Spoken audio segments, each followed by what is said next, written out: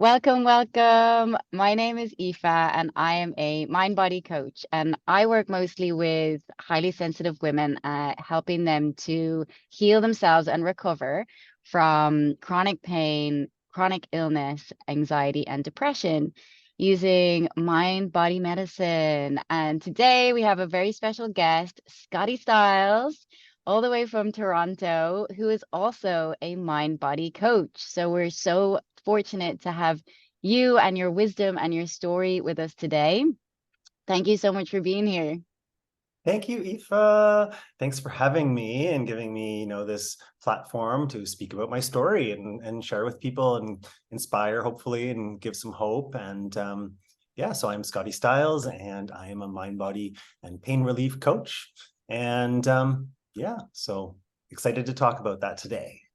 Yay, so excited. And yeah, it's all about just sharing our stories because, like when back in 2017, just before I found the mind body connection, which I know our timelines are quite similar. I had never heard a recovery story. I'd never heard a success story in my whole life.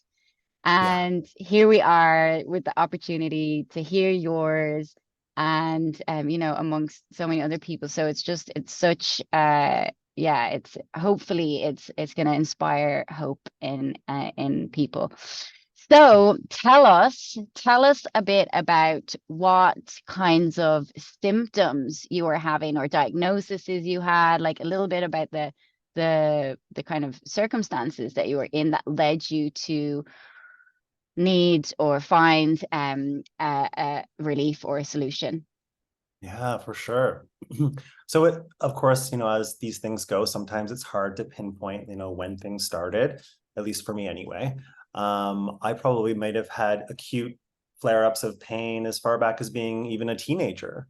And I'm thinking of one specific situation where I was just standing and not really doing anything and having a conversation with friends and family, and all of a sudden it felt like my back just went out, or sort of that hip back feeling. So that's kind of where I think it all started. And I think my beliefs at the time were kind of like, oh, I must be getting older, or I must have pulled something, or I sat too long, or it was all very physical, right? And looking back, hindsight's 2020, maybe I can pick apart what was actually going on, maybe something emotionally, or even just the belief of why is this coming up as being structural was, kind of reinforcing that. And so, yeah, it all kind of started there. And as years went on, I would just have more of these acute moments of pain in, back pain, hip pain, shoulder pain coming and going. And I didn't think anything of it. Again, I thought, oh, this is just part of getting older.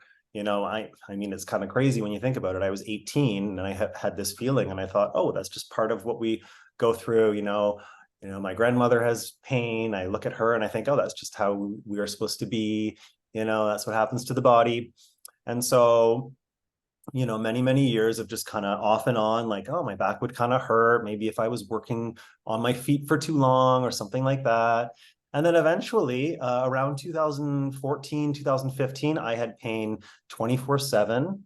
I just kind of got through my days. I was doing, coping with the pain, numbing the pain with alcohol, other distractions, things like that. And it got to the point where I I wasn't working anymore. I was lying on the floor. I couldn't sit on a couch. I couldn't sit in a car. I became agoraphobic. I couldn't travel anywhere. This was all kind of, coming alongside with a anxiety journey as well.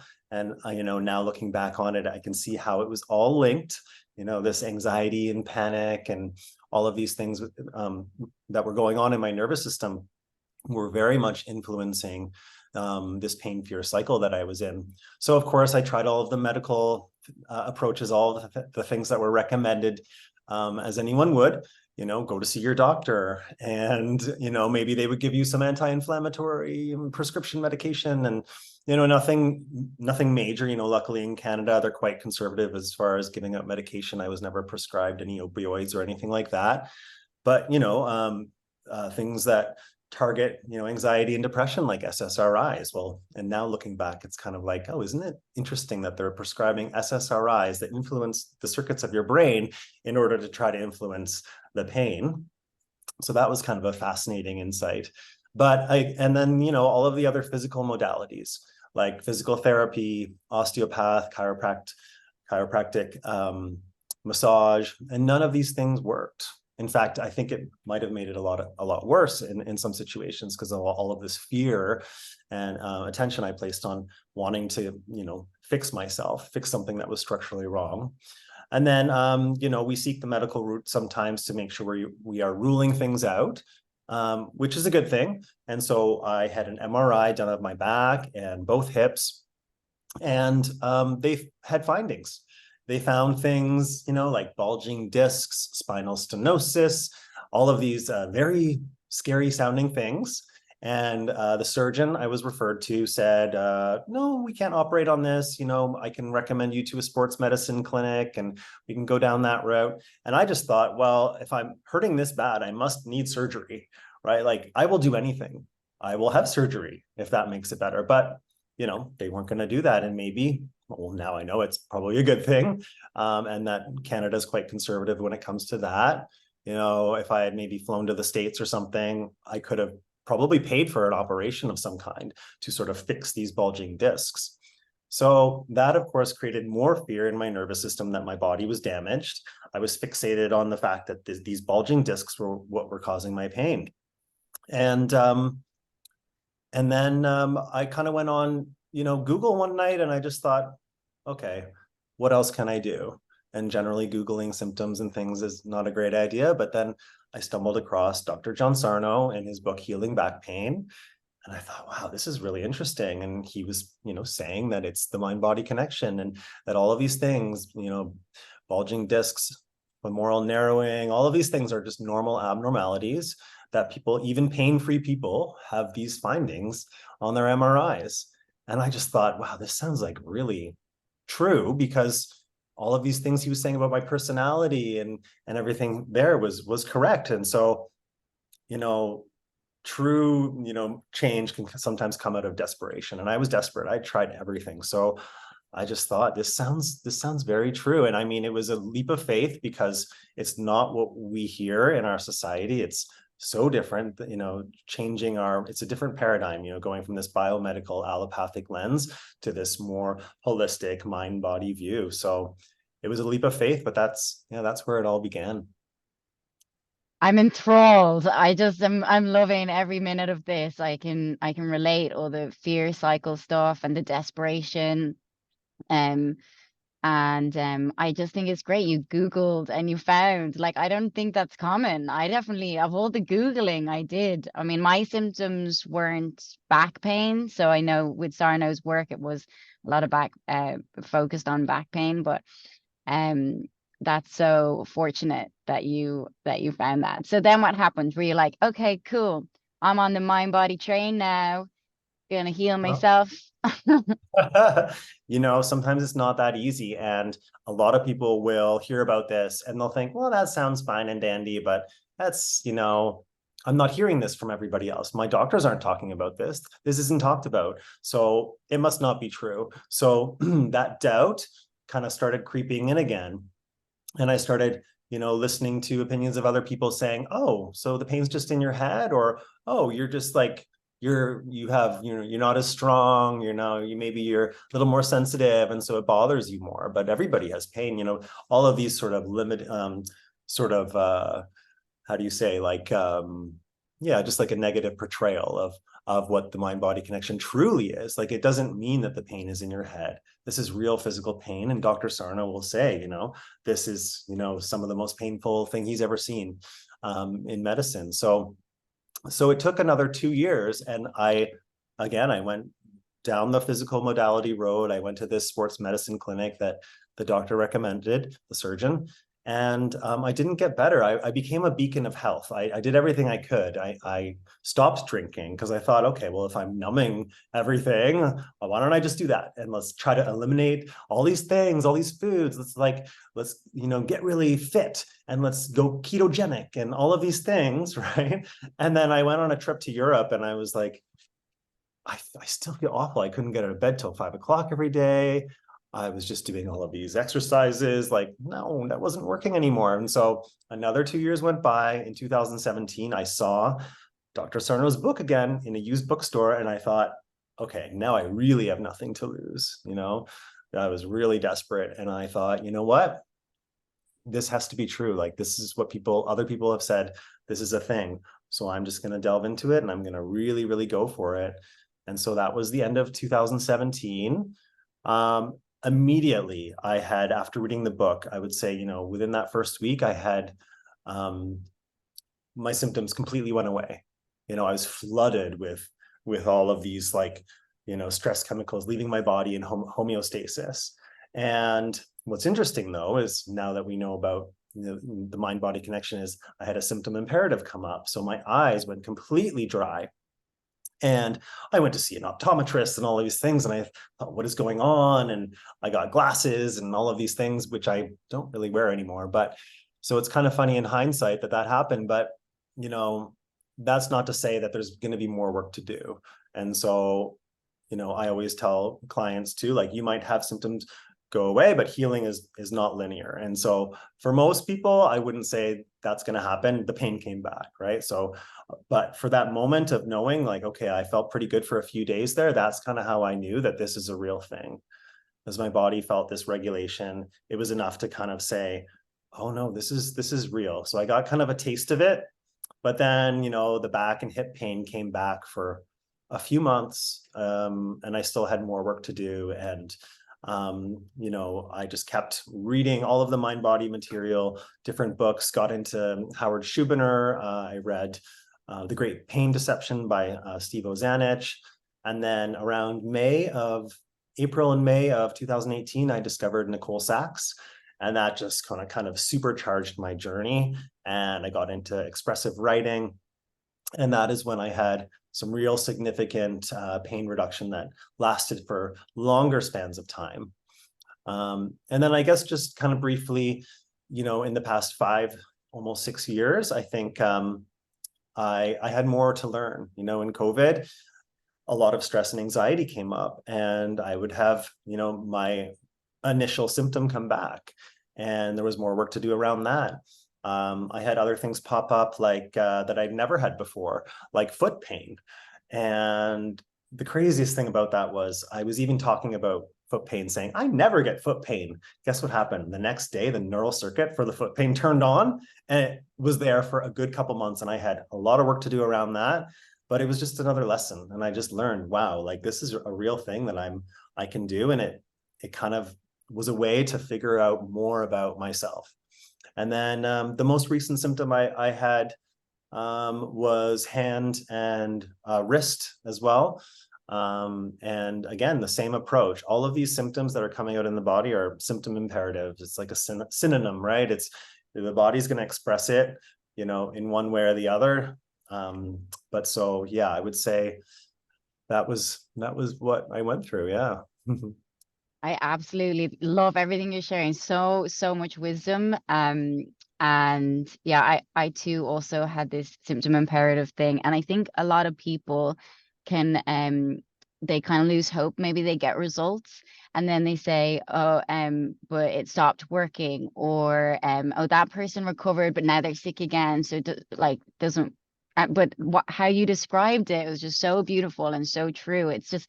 It's just once you can really get this understanding of your of what's happening, like the biology of stress, like this your nervous system, and then find your set of tools. Like, you kind of like found your system, and everyone kind of has different variations, but it's essentially the same system, just in different ways. And to understand then, like, as you move through life, like there's these messages that are and it's opportunities to grow and expand and it can be really uncomfortable, but you have this kind of like resilience and this understanding. Like you're not jumping on Google, you're not going to another ologist and specialist or anything. You're like you're in the you're now in the driver's seat. Like I just felt like I was in the back on a bumper seat, like strapped into some, like, because I didn't feel like I just didn't know what was going on. And I was looking out there to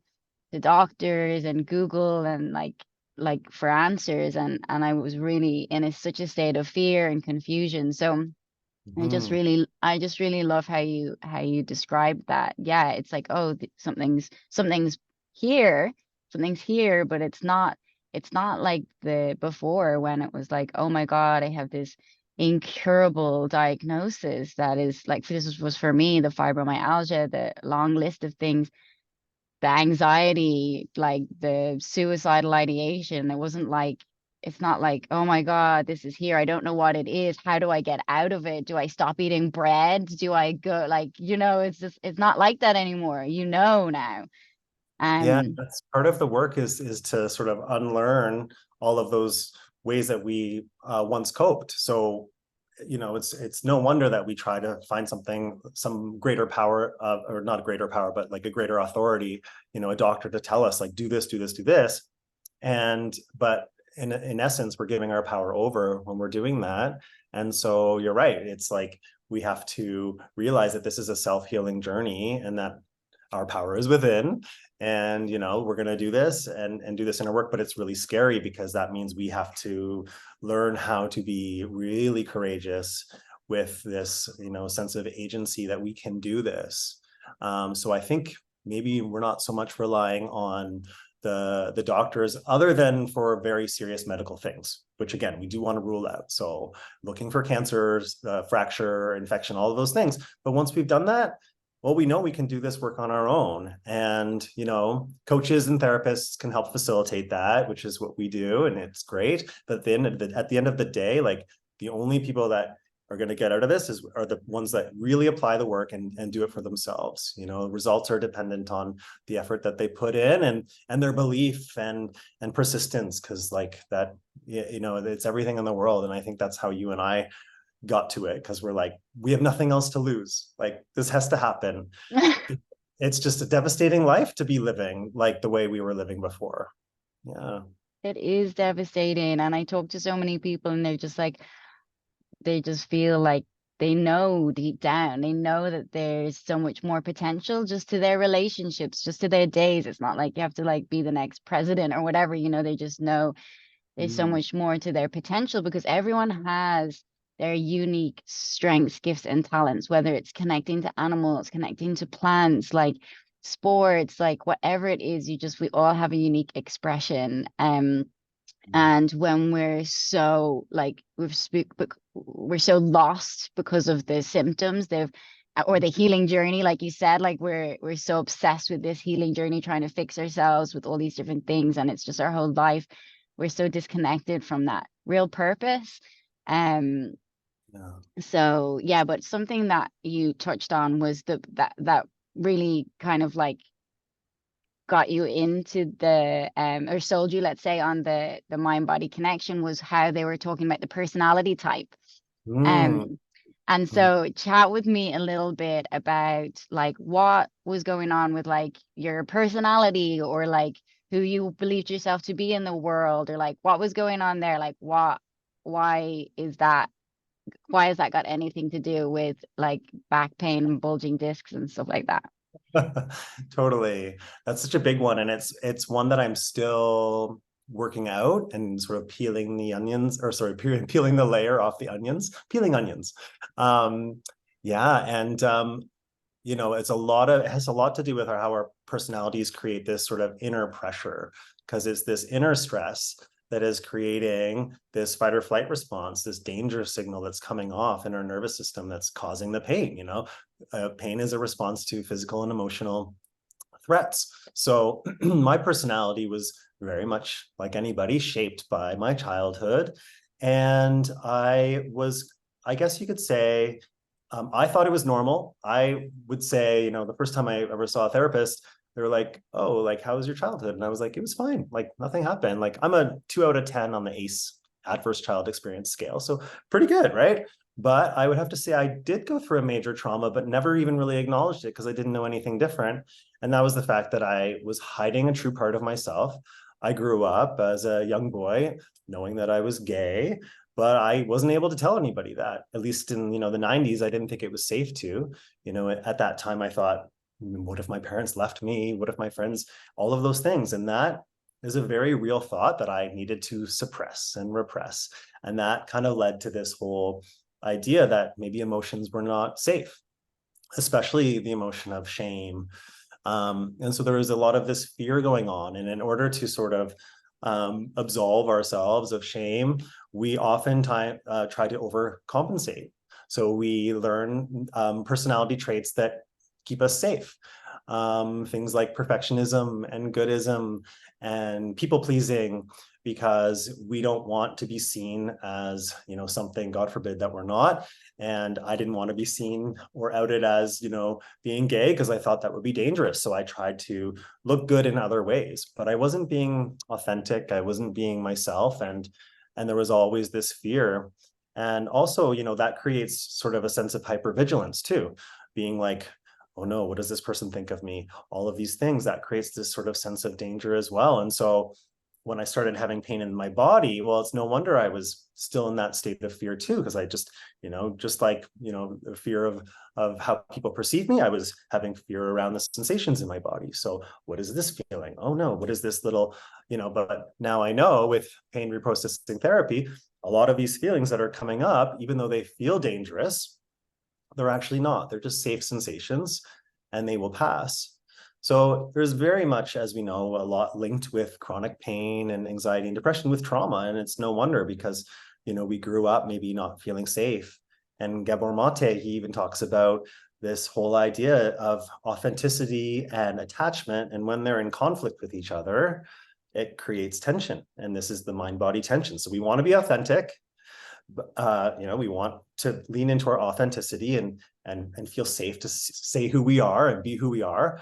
But if we have this fear of losing our attachment, if I say that I'm gay, because that's who I am, but then I lose my parents because they're going to think that's a sin, well, that's creating a lot of inner conflict, especially for a young child's brain in their early development.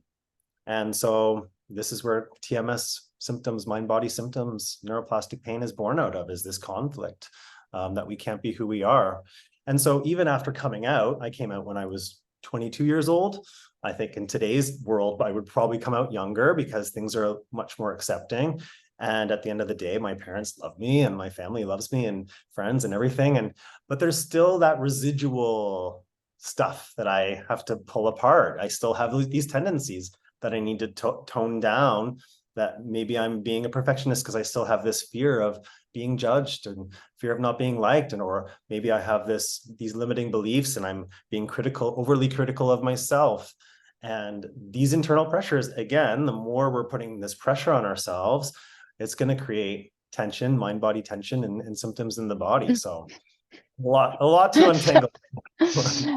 Thank you. Oh my God, I just love the way you're describing the whole process and even just the way you use those words, this internal pressure, like that is just so how I felt. And it's also, I'm also peeling those onions all the time and it's a tendency, this perfectionism, this like high, unrealistically high standards for ourselves and the hypervigilance. I also for like all different reasons and bullying and all different things I was just so hyper vigilant of, and I would, if I was around anybody, I would be just always trying to guess what their thoughts were, like what they were thinking of me or like what my next move would be, just always just trying to make sure I was trying to create safety through like just controlling, contorting myself and like, okay, if I'm around these people, I need to know about like music. If I'm around these people, I need to know about politics. Like it was just like insane. Like no wonder now I was like can't move. Like no one can live like that. So it's the Um same thing. Yeah. It's like trying to feel safe, but it's so funny. Nicole Sachs will say it's feeling safe in the unsafest way. So, we think what we're doing ourselves a favor by trying to control all these things, but that's creating a very unsafe environment and unsafe inner world to be living in. Yeah. Totally. And always peeling back the layers, I'm always finding more like nooks and crannies. I think that like no one, I think you would just spontaneously combust. Like you couldn't just kill like, your entire timeline like in 1 week or 1 year. That it's you just got to move through all these different experiences, and they can be really, really, really uncomfortable. And they trigger that old wound, that wound that so like you said you develop these mechanisms for like safety, these coping kind of mechanisms, and they kept us safe at that time, and they and that's they did their job, and as far as they're concerned, like you need to keep doing this to stay safe. So when you do start to step out of that, it can be I don't know what your experience is, but like I've had some very like intense moments where Mm. you're stepping out, like maybe speaking more authentically, having a very direct, like I was never direct, like never, terrified to, right? So having a direct conversation with someone, it can be really, really scary. Yeah. Um, and in that moment, then like my whole internal alarm system could go off and I might get all these weird different symptoms. But because I know what Mm. I'm up to and I know what my body is up to, I know that that's why these things might be happening in my body, or I'm feeling anxious. I know I'm doing something new. I'm breaking out of an old paradigm that has like kept me in this false sense of safety, and so everything's lit up. But I know then when I can navigate this situation and start to shift these patterns, that I will start to regulate more. So Yeah. even though it can be um it can feel like, oh, another lesson to learn, like it can feel sometimes like the journey is never ending, right? But at the same time it feels so satisfying. It feels so like it's so worth it, because I remember in the past feeling so crazy because was having the same problems. I had the same problems over and over and over again, the same relationship problems, the same health problems. And no matter what I did, therapy and all kinds of things, I felt like I was never going anywhere. And I wasn't.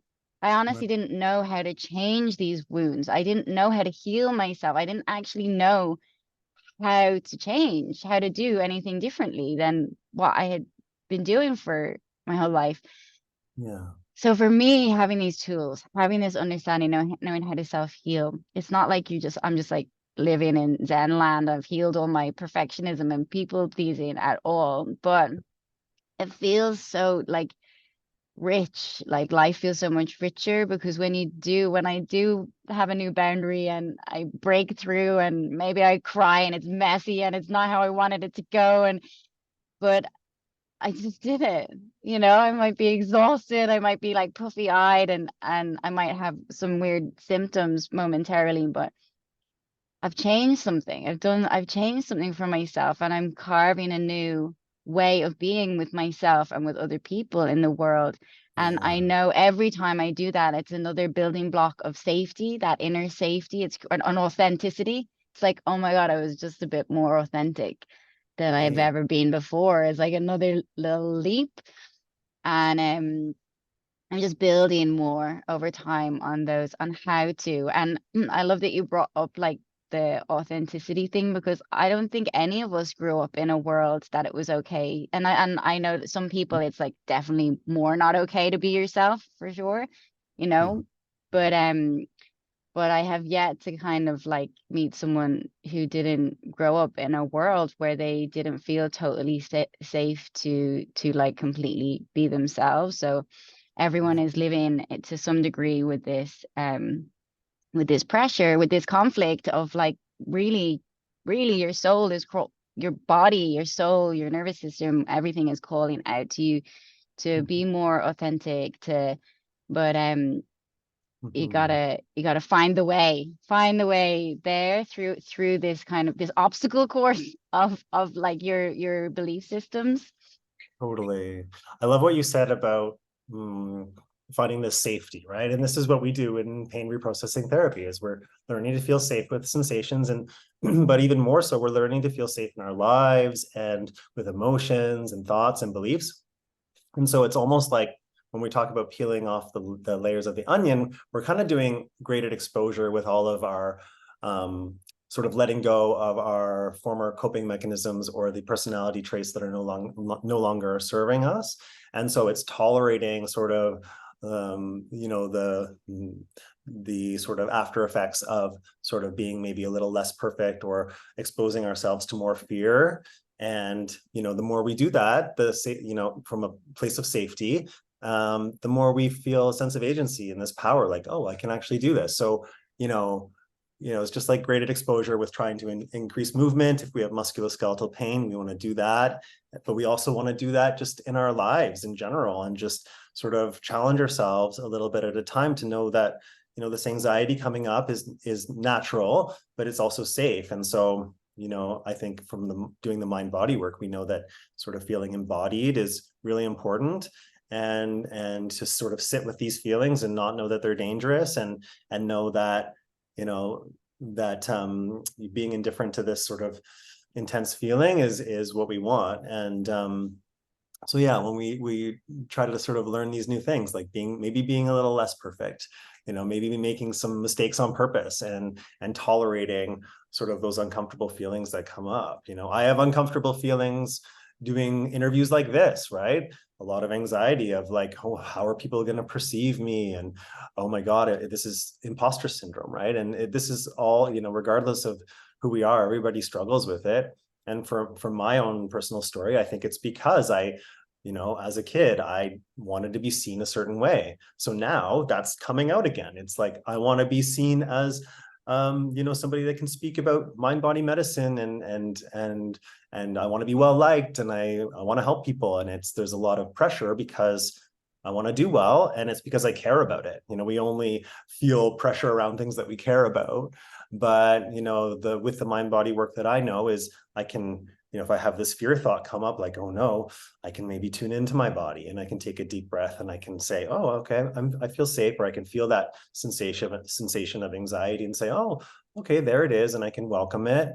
I don't have to resist it. And just like with graded exposure, I'm exposing myself to new things and challenging things, and we just get stronger and better. And we know that vulnerability is the way out. And just like Brene Brown talks about, the antidote to shame is vulnerability. And we don't think about that at first, right? We think, oh, okay, well, in order to not feel shame, we have to look strong. And oh my God, I have to look perfect. Well, no, perfectionism, as we know, is just covering it up. It's not real. So we want to be vulnerable. We want to be, and people find that actually strong, right? That they're listening to you and I talking, being like, whoa, like, they're okay to express their emotions. They're okay to admit that maybe they feel uncomfortable. That's what vulnerability is. And so vulnerability is really a superpower. It's actually a strength to show that you have emotional intelligence, and you can be more confident in speaking with people, and maybe not feeling as nervous. And I think, as a man as well, we sometimes, think, oh, if I, I'm talking about emotions, I might be seen as weak, but this is far from the truth. I think men that are in touch with their emotions and being vulnerable are the ones that people are drawn towards. And so as a male coach, I like to say, like, we want to embrace all of our different parts, and that's masculine and feminine. Our masculine sides can be really great in tapping into that, and to getting our tasks done and being in that energy. But it's also good to have this sort of empathic energy of, the wisdom of the feminine too. So all parts are valid. Yeah. I love that so much. And I am like, what I used to think was confidence was like that hard and like tough guy thing, that, and even though I'm a woman and I was a girl growing up, but I also actually took on a kind of a machismo. Like, I really wanted to be macho. I really wanted to be tough, and I used to like start fights, and it was just like this respond. Like I just was so terrified to be sensitive or to be seen and to be vulnerable, to be anything. And obviously I had symptoms. It was like a stressful environment to be in, to hide my emotions, to only want to be seen as like tough or whatever. So I can also relate to that. And yeah, just loving everything that you're sharing. And yeah. So do you have any advice to someone out there who is maybe on their journey, like healing, getting some results, but they're maybe feeling like they're falling backwards, symptoms are coming back? Like, do you have any golden nuggets of advice from Scotty Stiles? Yeah. People are really quick to wanting this to happen fast. And, I mentioned at the beginning that I had that spontaneous sort of like, whoa, my pain's gone. But that's not really common I mean, it can be common to have it in short bursts like that, but then it's going to come back and it's going to be, more to figure out. And so, it can take years, but I don't want to give a timeline. Like we can't really give a timeline. But I would say, the advice around that, because people will sometimes get defeated and say, well, this isn't working. What do I do? Is just really just to trust the process, trust that this is going to work, and, stay vigilant in this process, and know that it will happen. For some people it takes shorter, but I would say it's not a linear journey. It's very up and down. I thought I was doing fine. I thought I was done the work in 2019, and then 2020 rolled along, and it was like opened this whole new door. But you know what? I wouldn't have become a mind body coach if 2020 didn't happen. And so that created all of this new learning and stuff, right? So at the end of the day, we are looking towards, just becoming better people because of all of this. And, once we do kind of get there to where we want to be or see ourselves, we'll realize, we'll kind of look back in the rearview mirror and say, wow, like it was more than just getting out of the pain. It was like, learning to know myself better and all these things that were more important. And then also being okay if something does come up again, because this is a lifelong journey. We're human beings. We will get pain again. Anytime we're repressing or suppressing emotions, the body's going to tell us, it's going to speak for us. The body keeps the score. It's going to tell us when something stressful is going on. But we just learn to figure that out and learn that this is our superpower. And, we can learn how to see pain as a message. And it's an invitation to, really acknowledge your truths that are, just wanting to be heard, and looking for that self-love too. We're all looking to be heard. And when our symptoms are coming out, something isn't being heard within our system. That message needs to be heard. And sometimes it's as simple as you're putting a lot of pressure on yourself. So really just trusting the process, believing in this, like believing is so important, like knowing that this is possible. We can rely on our success stories and our mind body neuroscience information. And then leaning into hope, just being hopeful and optimistic that this will happen is really important, because the more we feel this despair around things, it just kind of rewires the brain into thinking that there's something wrong. We're kind of doing what Dr. Howard Schubiner talks about by not doing like the 6 F's too. Right. So he talks about, what are the 6 F's? Let's name them off. We've got fear, focus, frustration, figuring it out, fixing it. There's one more I think I'm missing. And then there's another one that I created actually. It's being forlorn. So if you're forlorn, you're kind of depressed and you're in this sort of ruminating state of sadness. And that also signals to the brain and nervous system that there's something wrong too. So yeah, so the opposite of that, the antidote to that would be to be feeling hope. So, instead of feeling forlorn, we want to lean into feeling like, no, I will get better. We want to feel greater than the symptom itself and just say, no, I don't have to listen to that. Like, I don't have to listen to the fear around that. or the despair around that, I can really lean into this hope and optimism. All of that is just such golden advice. And it's so interesting because, I do so many different calls with different people, and often then I come across some people who are really stuck in that forlorn place. And they're like, I'm doing they can be doing a lot of this work already. They're like, I'm doing this, I'm doing brain training this, I'm doing this.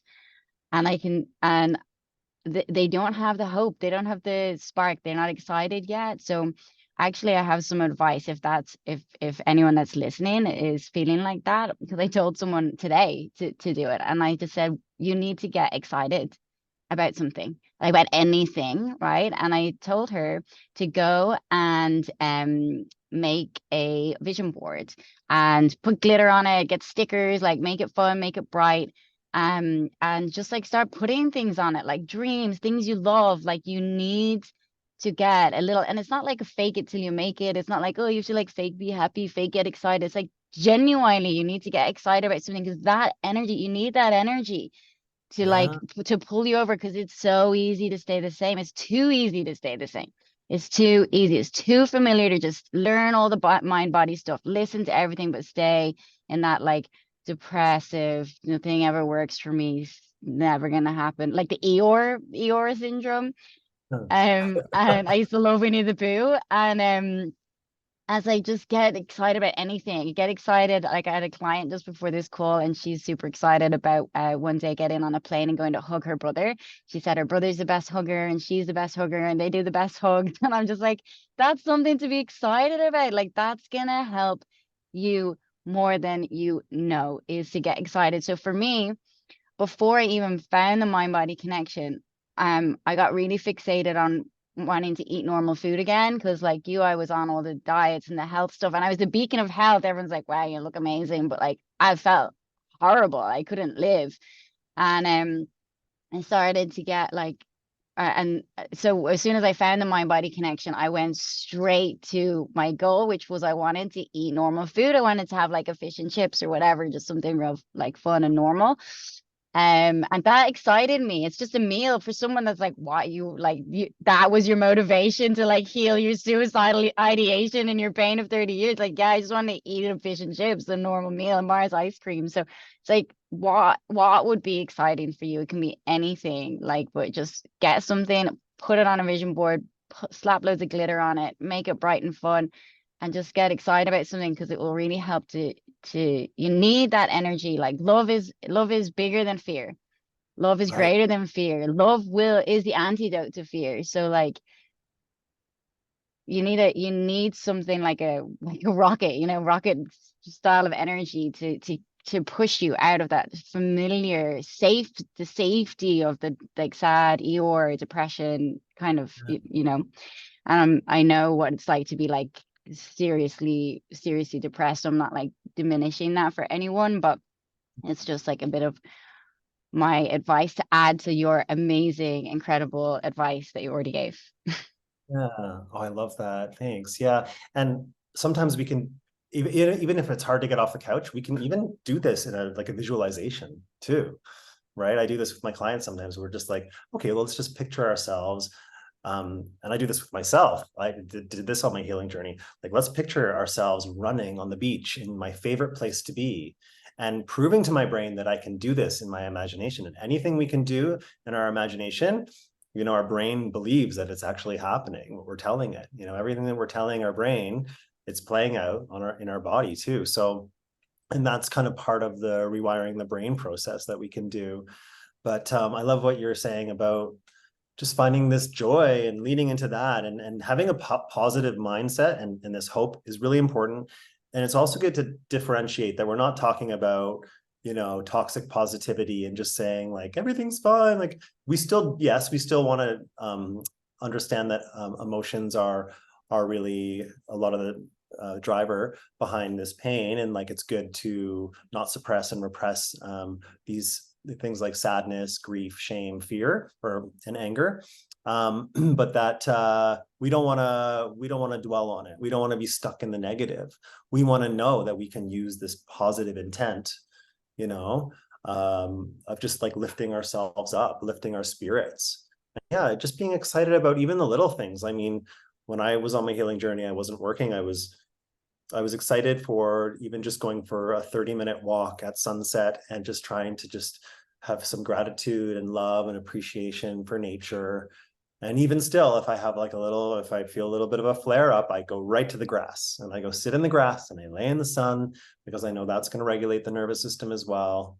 And so it's leaning into these tools that are providing a little more joy and this hope and optimism and having something to look forward to. And sometimes it's just these little things. You don't have to figure out your purpose and be like, oh, or like, go on a roller coaster. You don't have to have like the most thrill seeking adventure in order to bring this about. We just want to kind of move into this sort of positive, we call it in somatic tracking, positive affect. We want to have a little more humor. We can maybe watch a stand-up comedian on Netflix that sort of pulls us out of the mud. And we can do this in our mind again too, in visualizations. Like, let's picture ourselves like, okay, well, we're in the gutter right now. How can I picture myself not in the gutter? Like, I'm going to use my imagination and, okay, well, there I am. Okay, now I'm going to lift myself up and now I'm going to do this. And yeah, we can start small, even if we're in our bed, we can kind of visualize, well, how do I see myself? How do I want to be? And then we can start doing that in real life. The more and more capable we start feeling and empowered to take those small risks. And whether it's eating a little bit of food that might be we're conditioned to believing is causing pain, or movement, and do some graded exposure with this outcome independence, and say, what, however this goes is okay. And we're just trying to lean into the joy of it, trying to lean into the opposite of fear, really. Mm-hmm. I love it. Thank you so much for being here. Honestly, really enjoyed it. And I love how you've described everything. And I'm sure so many people are gonna get so much benefit from hearing you and hearing your story and your authenticity and your vulnerability and your strength, everything. And so I will leave all of your links and any way that people can get in touch with you and connect with you. And this will be on Instagram, so we can connect there also. So yeah, if you want to say anything else to anyone who's listening, how they can get in touch with you, we can say goodbye. Yeah, thanks, Aoife. Yeah, so I'm Scotty Stiles, and you can find me on Instagram and TikTok and Facebook at How to Heal Chronic Pain. But yeah, thank you for having me today, and it's great to finally meet you after all this time. And I mean, geez, we could talk about so many things, or we could even I look forward to another opportunity to chat with you and just really delve into these things. Maybe we could pick another topic next time, or something else, or even if other people want to hear us talk about something too, we can do that. So this is just kind of all a good community to be in, and to be sharing these things. And so yeah, sending love to everyone that's listening, and encouragement. And yeah. I love that. Let us know in the comments if you have a topic you want us to talk about, and we will get that going. I also look forward to hanging out more with you in the future. So yeah, thank you so much and enjoy the rest of your day. Thanks, Aoife. You too.